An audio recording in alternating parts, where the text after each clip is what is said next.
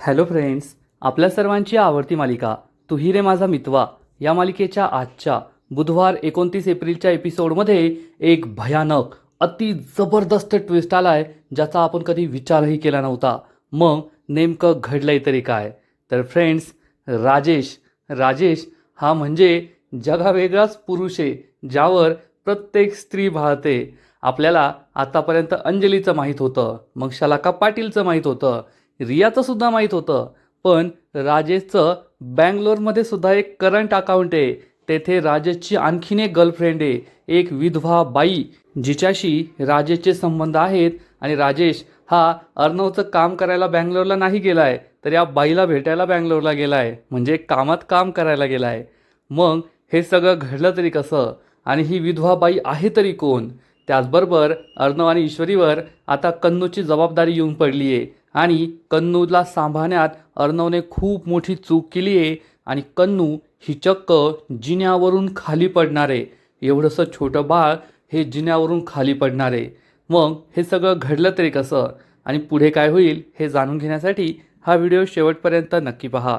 Friends, आजच्या एपिसोडच्या सुरुवातीलाच आपला हँडसम हंक राजेश लिफ्टमध्ये असतो आणि लिफ्टचं बटन दाबतो. त्याने डोक्यावर टोपी घातलेली असते. लिफ्टमधून तो बाहेर पडतो आणि दरवाजावरची बेल वाजवतो. राजेश बँगलोरला पोहोचलेला असतो आणि त्याच्या डोक्यावर एक टोपी असते ज्यावर लिहिलेलं असतं नो पेन नो गेन.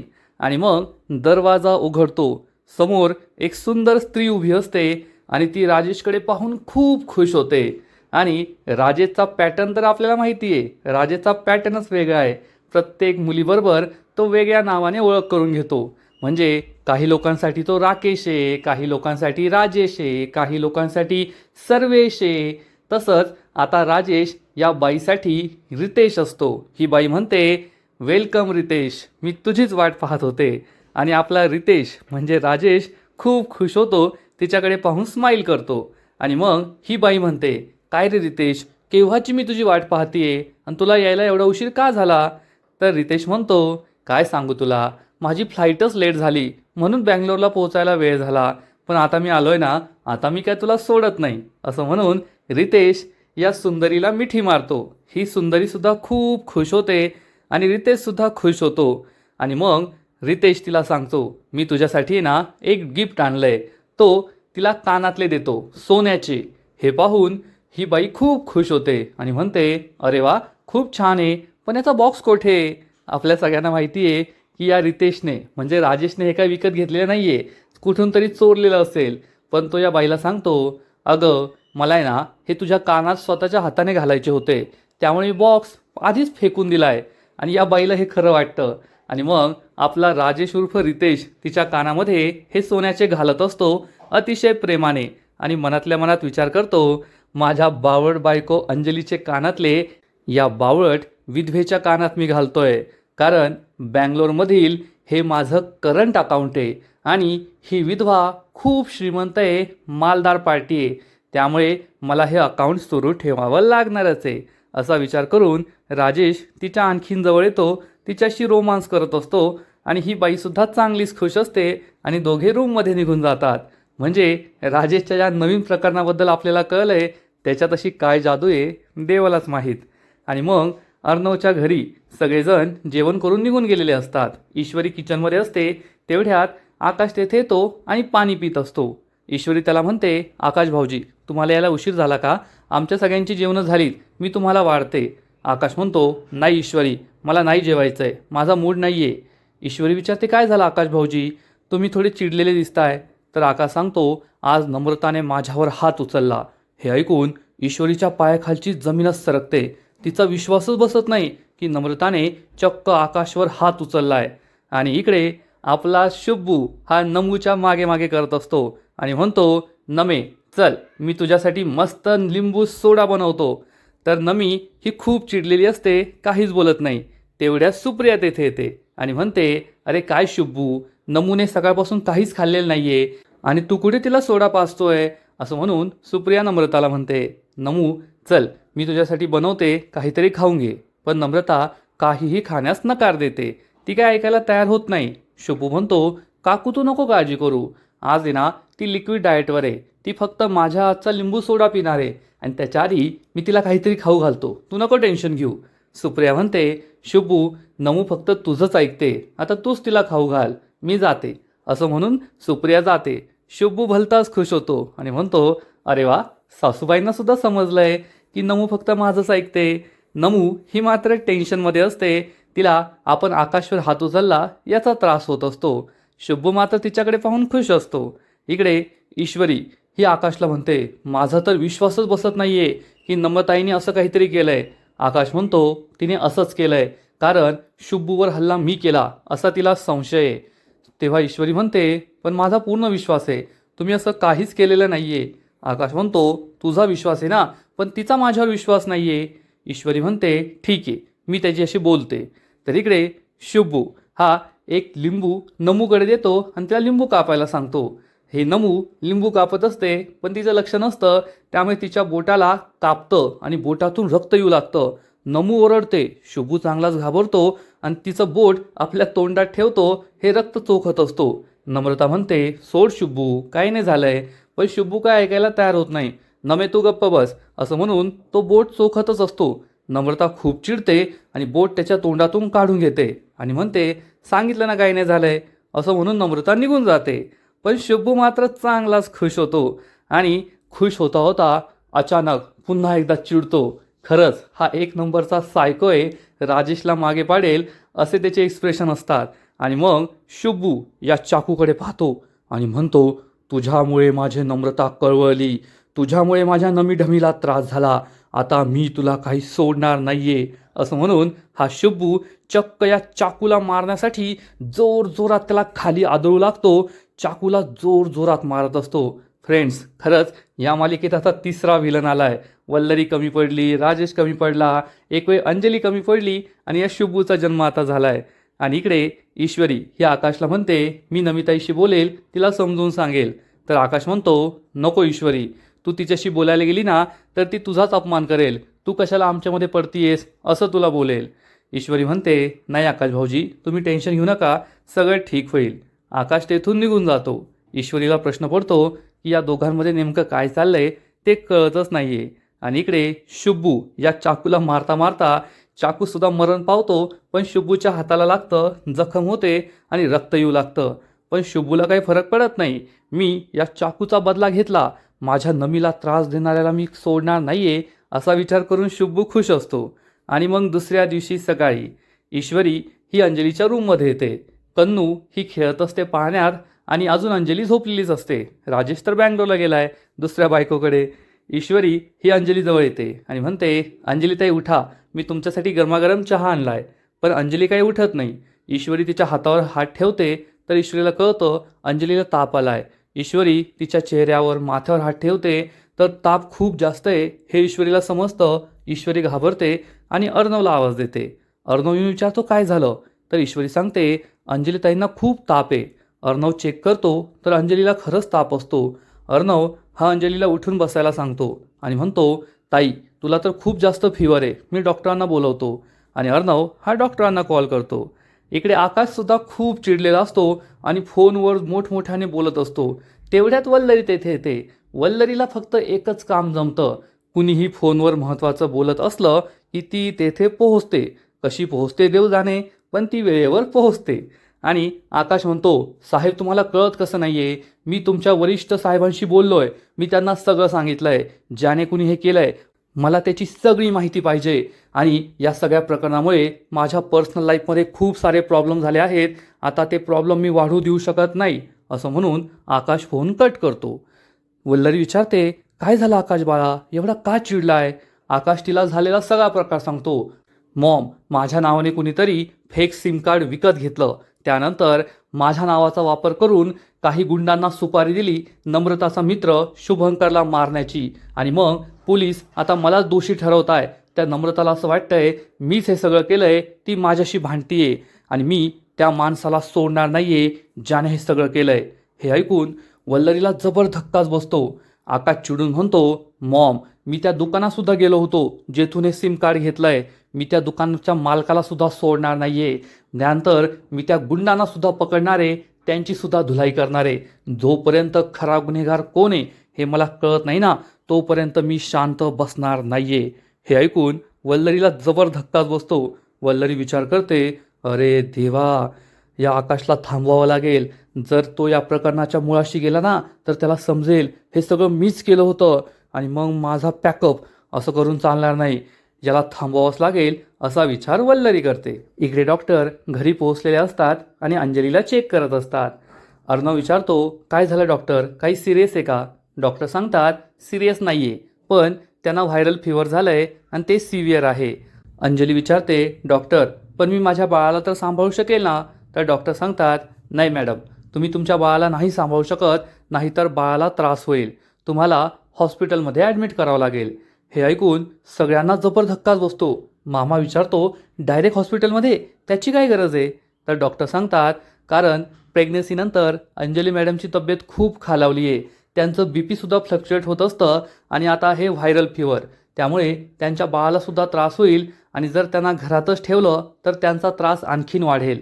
त्यामुळे आपल्याला त्यांना हॉस्पिटलमध्ये ॲडमिट करावंच लागेल. घरच्यांना सगळ्यांना हे पटतं, पण अंजली म्हणते, नाही डॉक्टर, आपण घरातच काहीतरी व्यवस्था करू, पण मी माझ्या बाळापासून नाही दूर राहू शकत. डॉक्टर तिला समजावून सांगतात, तुम्हाला जर स्वतःची आणि तुमच्या बाळाची काळजी असेल तर तुम्हाला हे सॅक्रिफाईस करावंच लागेल. बाळाला काही दिवस घरी सोडून तुम्हाला हॉस्पिटलमध्ये ॲडमिट व्हावंच लागेल. अंजलीचा नाईलाज होतो. मामा तिला समजावून सांगतो, अंजली ठीक आहे ना, आता बाळाला त्रास होऊ नये म्हणून तू एवढं तर करू शकते. मामा डॉक्टरांबरोबर बाहेर निघून जातो. अंजलीला खूप टेन्शन येतं. अंजली म्हणते, पण मी हॉस्पिटलमध्ये ॲडमिट झाल्यानंतर माझ्या बाळाची काळजी कोण घेईल? अर्णव म्हणतो, एवढी काय काळजी करतेस, मी सिंदूर आहे ना. अंजली चिडून म्हणते, माझा या ईश्वरीवर बिलकुल विश्वास नाही आहे, पण आता फक्त नाईलाज आहे म्हणून मी माझ्या कन्नूला ईश्वरीकडे सोपवते. पण यावेळेस माझ्या कन्नूला काही झालं ना तर ईश्वरी, मी तुला सोडणार नाही, एवढं लक्षात ठेव. ईश्वरीला वाईट वाटतं. अर्णव म्हणतो, काय ताई, हे तू काय बोलतेस? कन्नूची मामी येते, ती कशाला काही कन्नूला करेल? तू टेन्शन घेऊ नको, असं काही होणार नाही. अंजलीला हे पटत नसतं, पण आता तब्येतीच्या कारणामुळे तिला कन्नूला सोडून हॉस्पिटलला जावंच लागतं. आणि इकडे मामी वल्लरी टेन्शनमध्ये आलेली असते. या आकाशला कसं थांबवायचं? आणि तेवढ्यात आकाशला पोलीस स्टेशनमधून पुन्हा कॉल येतो. आकाश फोन उचलणार तर वल्लरी त्याला फोन उचलू देत नाही. आकाश विचारतो, मॉम हे काय करतेस? पोलीस स्टेशनमधून महत्त्वाचा कॉल होता ना. तर वल्लरी त्याला इमोशनल ब्लॅकमेल करते आणि म्हणते, अरे आकाश, तुला कळत कसं नाही आहे? ती नम्रता आहे ना, तुला हवं तसं वागवतीये, तुझा अपमान करतीये. तिची लायकी का तेवढी? अरे तिला काय सोनं लागलं आहे? तुझ्यासाठी एकापेक्षा एक भारी पोरींची स्थळं मी आणते ना, तुझं लग्न लावून देते. तू आहे ना, आत्ताच्या आत्ता तिच्याबरोबरचा साखरपुडा मोड. आकाश खूप चिडतो आणि म्हणतो, मॉम आत्ता बोललीये, परत बोलायचं नाही. माझं तिच्यावर प्रेम आहे. आणि मग वल्लरी तिचं ब्रह्मास्त्र बाहेर काढते आणि म्हणते, आकाश, मी तुला लहानपणापासून फुलासारखं जपलंय. मी तुझ्यासाठी एकच स्वप्न पाहिलंय रे, आणि ते म्हणजे तुला अर्णवसारखं मोठं बिझनेसमॅन बनवायचं. तू मोठ्या मोठ्या डील करशील, तुला मोठी मोठी अवॉर्ड्स मिळतील. मला तुला तसं झालेलं पाहायचंय. आणि आता तू या सगळ्या पोलिसांच्या प्रकरणात अडकला ना तर तुझं काय होईल रे? तुझं करिअर खराब होईल. मी तुझ्यासमोर हात जोडते, हवं तर तुझ्या पाया पडते, पण तू या प्रकरणाच्या मुळाशी जाऊ नको. उगाच पोलिसांच्या नादाला लागू नको. या प्रकरणात काही करू नको. असं म्हणून वल्लरी ढसाढसा रडू लागते. आणि आता आपली आई रडतीये म्हणून आकाशला सुद्धा वाईट वाटतं. आणि आकाश हा स्वतःहूनच पोलिसांना कॉल करतो आणि म्हणतो, हो इन्स्पेक्टर, या प्रकरणाचा तपास थांबवा. मला कोणतेही पुरावे शोधायचे नाहीये. या प्रकरणाचा तपास करू नका. ही केस क्लोज करा. आणि आकाश तेथून निघून जातो. वल्लरी भलतीच खुश होते. डोळ्यातलं पाणी असं उडवून लावते आणि म्हणते, कधी कधी डोळ्यातलं पाणीसुद्धा मोठी मोठी कामं करू शकतात. वल्लरी चांगलीच खुश होते. आणि इकडे अर्णव हा शिर्केला कॉल करून सांगतो, शिर्के, आजच्या माझ्या सगळ्या मीटिंग कॅन्सल करा. शिर्के म्हणतो, सर पण का? अर्णव सांगतो, कारण ताईला हॉस्पिटलमध्ये ॲडमिट करायचं आहे आणि कन्नूला मला सांभाळायचं आहे, त्यामुळे मीटिंग कॅन्सल करा. शिर्के सांगतो, सर पण एक महत्त्वाची मीटिंग आहे, नाहीतर आपलं खूप मोठं नुकसान होईल. अर्णव म्हणतो, व्हॉट? ठीक आहे, ती मीटिंग मी ऑनलाईन अटेंड करेल, पण मी ऑफिसला येणार नाही आहे, एवढं लक्षात ठेवा. असं म्हणून अर्णव फोन कट करतो. अर्णव हा रूममध्ये येतो तर ईश्वरी ही कन्नूला सांभाळत असते आणि म्हणते, अले ले ले कन्नू बाळा, पा मामा आला मामा. आणि अर्णवसुद्धा कन्नूची चांगली काळजी घेत असतो. ईश्वरी म्हणते, सर आपल्यावर आहे ना उगाच आरोप लागले आहेत की आपण कन्नूची नीट काळजी घेत नाही. चला आज आपण दोघे एकमेकांशी हात मिळवून शपथ घेऊया की आपण कन्नूला सांभाळून दाखवू आणि सगळ्यांसमोर सिद्ध करू की आमच्यापेक्षा भारी काळजी कन्नूची कुणीच घेऊ शकत नाही. असं म्हणून ईश्वरी हात पुढे करते. अर्णव म्हणतो, अगं काय गरज आहे, साधं सोपं काम आहे कन्नूला सांभाळायचं, त्यासाठी चॅलेंज घ्या आणि असं करा आणि तसं करा. ईश्वरी म्हणते, सर तुम्हाला ना काही कळतच नाही. असं म्हणून ईश्वरी जबरदस्तीने अर्णवचा हात हातात घेते आणि म्हणते, आत्ता झाली चॅलेंजला सुरुवात. आणि मग या दोघांचं मिशन कन्नूला सांभाळणं सुरू होतं. अर्णव आणि ईश्वरी हे दोघे कन्नूला सांभाळत असतात, पण कन्नूपेक्षा लहान हे दोघेच आहेत. सगळ्यात आधी तर कन्नूला झोपवण्यासाठी ते पाण्यात ठेवतात आणि मग पाण्याची दोरी कोण ओढणार, कन्नूला झोका कोण देणार, यावरून दोघांमध्ये भांडण सुरू होतं. अर्णव म्हणतो मी देतो, ईश्वरी म्हणते मी देते. आणि मग थोड्या वेळात कशीबशी कन्नू झोपते तर हे दोघे तिच्या बाजूला बसतात. अर्णव म्हणतो, झोपली एकदाची. ईश्वरी म्हणते, हो सर, आता आहे ना मला बाकीची सगळी माझी कामं उरकून घेता येतील, नाहीतर बाळ जागा असलं ना तर आईला दुसरी कामं करता येत नाही. अर्णव म्हणतो, मला एक गोष्ट सांग, आपण आहे ना. तर ईश्वरी म्हणते, सर हळू बोला हळू, नाहीतर कन्नू उठेल, मला काहीच काम करू द्यायची नाही. अर्णव म्हणतो, मी सिंदूर, मी हळूच बोलतोय.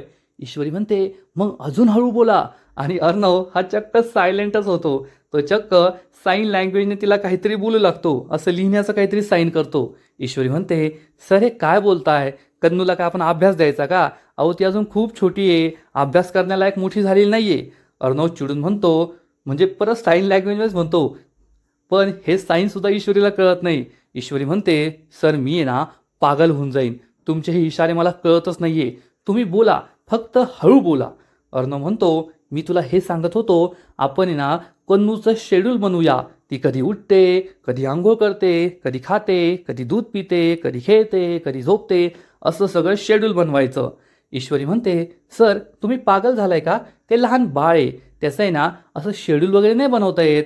अर्णव विचारतो, का नाही बनवता येत, माझं तर सगळं शेड्यूल ठरलेलं आहे, मी कधी उठतो, कधी जिमला जातो, कधी ऑफिसला जातो, कधी मीटिंग होतात, कधी खातो, कधी पितो, कधी झोपतो, हे सगळं माझं शेड्यूल तयार आहे.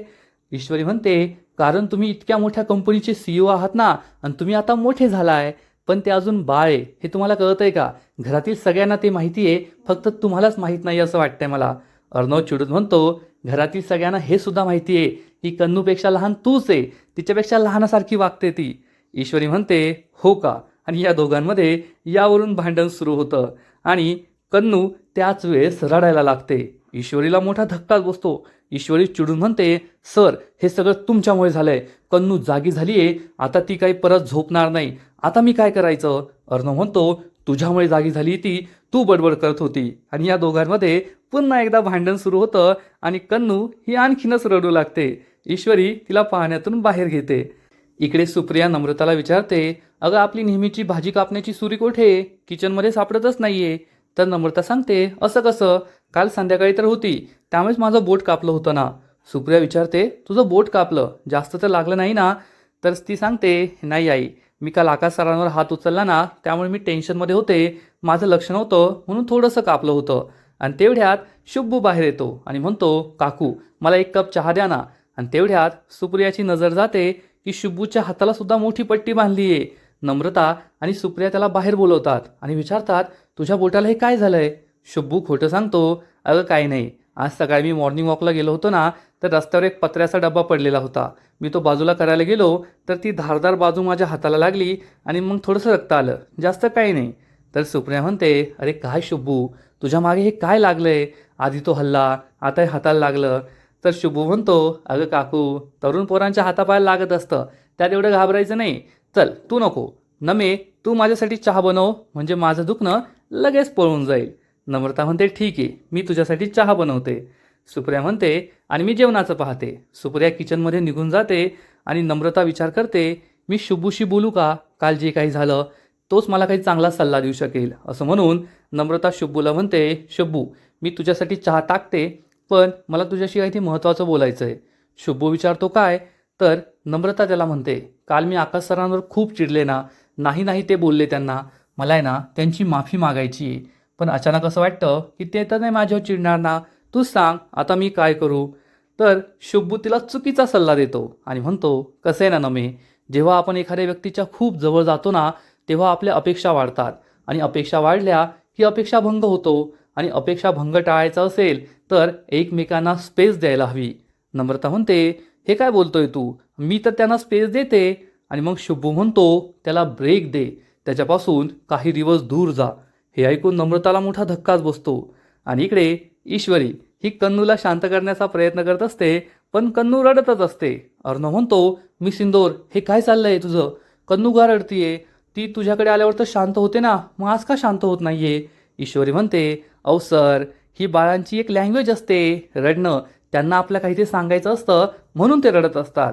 अर्णव म्हणतो, म्हणजे तुला रडण्याची भाषासुद्धा कळते का. ईश्वरी म्हणते, हो मग. अर्णव म्हणतो, ठीक आहे मग मग ही रडण्याची भाषा सांग मला, ती का रडतीये.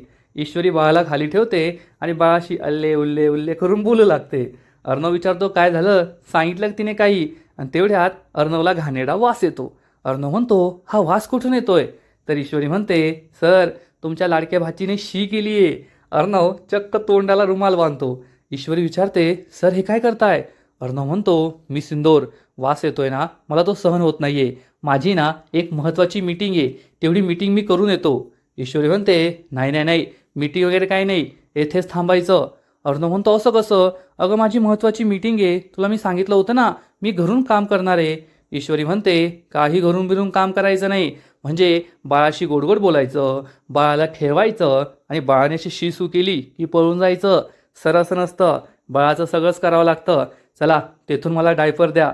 अर्णवचा नाईलाज होतो. अर्णव ईश्वरीला डायपर देतो आणि ईश्वरी मनातल्या मनात विचार करते, सर, आज तर मी सगळंच तुम्हालाच करायला लावणार आहे.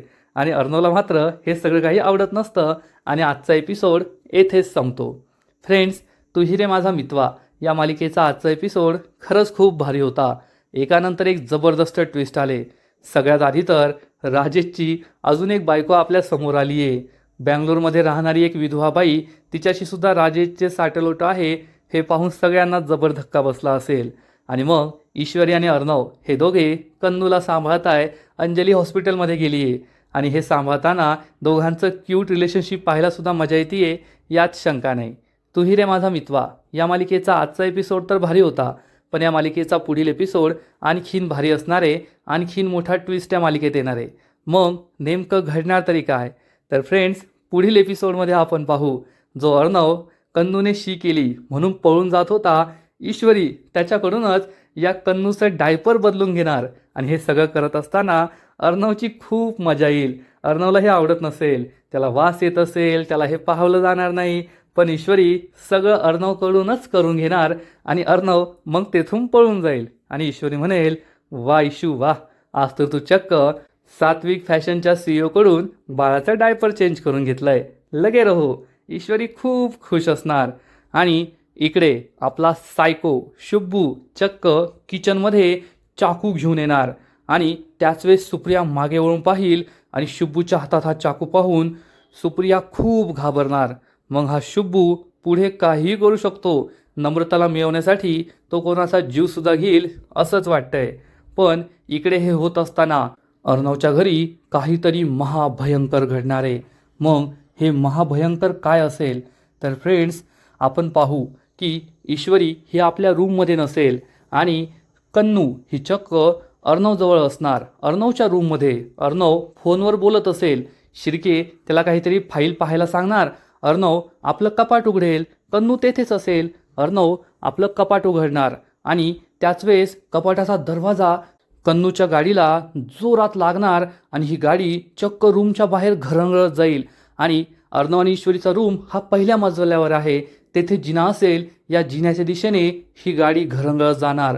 अर्णव बाजूला पाहिल तर तेथे कन्नू नसेल, ईश्वरीसुद्धा नाहीये. आणि मग अर्णव या गाडीच्या मागे धावणार, पण ही गाडी जिन्याच्या दिशेने जात असेल. अर्णव कन्नूला जिन्यावरून खाली पडण्यापासून वाचवू शकेल का. अर्णवचा जिना हा खूप मोठा आहे आणि जर कन्नू या गाडीतून खाली पडली तर तिला जबर दुखापत होऊ शकते, एवढं मात्र नक्की. आणि जर हे अंजलीला समजलं तर ती अर्णवला त्या काही बोलणार नाही, पण सगळा दोष ईश्वरीवरच लावणार. ईश्वरीला माझ्या कन्नूला सांभाळता आलं नाही किंवा तिने हे जाणून बुजून केलं असा आरोपसुद्धा ती लावू शकते. म्हणजे अर्णव आणि ईश्वरीवरची संकटं काही कमी होत नाही आहे एवढं मात्र खरं. तर फ्रेंड्स, तुम्हाला काय वाटतं, अर्णव कन्नूला वाचू शकेल का? पुढे काय होईल नक्कीच कमेंट करून सांगा. आणि तू ही रे माझा मितवा या मालिकेचे असेच नवीन नवीन एपिसोड, नवीन नवीन अपडेट सर्वात आधी पाहण्यासाठी व्हिडिओला लाईक करा, शेअर करा, चॅनलला सबस्क्राईब करून बेल आयकॉनवर क्लिक करा. म्हणजे या मालिकेचे नवीन नवीन एपिसोड तुम्हाला सर्वात आधी पाहायला मिळतील. खूप खूप खूप धन्यवाद.